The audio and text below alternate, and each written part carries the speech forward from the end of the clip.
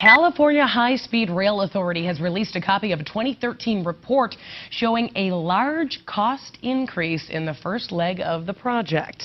And joining us this morning is Dan Richards, the chairman of the High-Speed Rail Project. First question. We had a ribbon cutting in January, I believe it was, down in the Central Valley, said we're getting rolling. How far have we actually gotten on this? Actually, there's a lot of work going on in the Central Valley right now. The first contract, which was about $1 billion contract, underneath what our engineers estimated it would be. Last week, they were building this new railroad bridge across the Fresno River. They're going through the city of Fresno, taking down buildings, getting ready to realign streets and so forth. So we're still going to have that, what size stretch? It's about 130 miles from north of Fresno to north of Bakersfield. So that's the spine of the system being built right now. And then we're looking at the Caltrain electrification in the north and similar things in the south. All right. Now, there was the Los Angeles Times pulled up the 2013 Parsons-Brinckerhoff report, in which there was questions about funding estimates, and that it was in the report, a draft, that it possibly could go $8 billion over budget in the first leg. Right, and that, first of all, this has been the source of great controversy all week. This so-called Benghazi memo, as I call it, was in fact a draft PowerPoint, one of hundreds of documents that went into the cost estimate. Our cost estimates in 2014 did not change from 2012 because inflation didn't change. This same draft PowerPoint also showed, by the way, that, and it was an apples to oranges comparison, that $9 billion. They weren't comparing the same two legs. They didn't know that because it was a report out of context. It also showed that the rest of the system was going down in price. Okay, question, having said all that, right, is the rail projections costs coming in at the original estimate that voters approved? No, it's coming in below.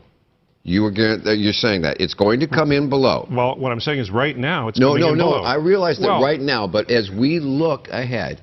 Look, I won't insult you or your viewers by saying that we know everything that could happen on this. I'm just telling you that the first two contracts that were issued are $1 billion below our engineer's estimate.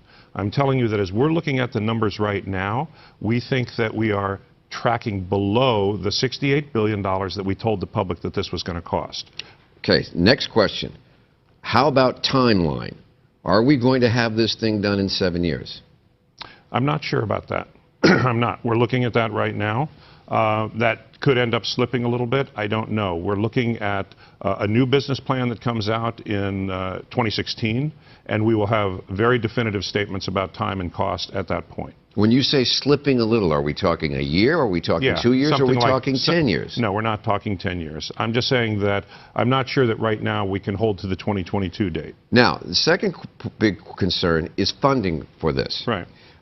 There's a question about whether the federal funding will continue. There's a question whether private funding can be found initially to make up the difference. And there's a question about whether or not taxpayers, whether it be out of their pocket now or this clean air fund that we pay at the pump, is going to have to be used continuously to subsidize this system.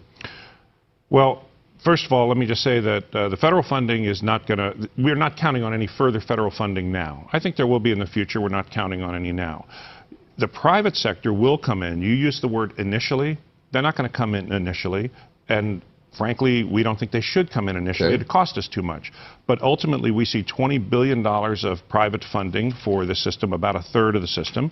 And we do see the cap and trade dollars being an important source of building this. Okay, so but are taxpayers going to be subsidizing this as an ongoing?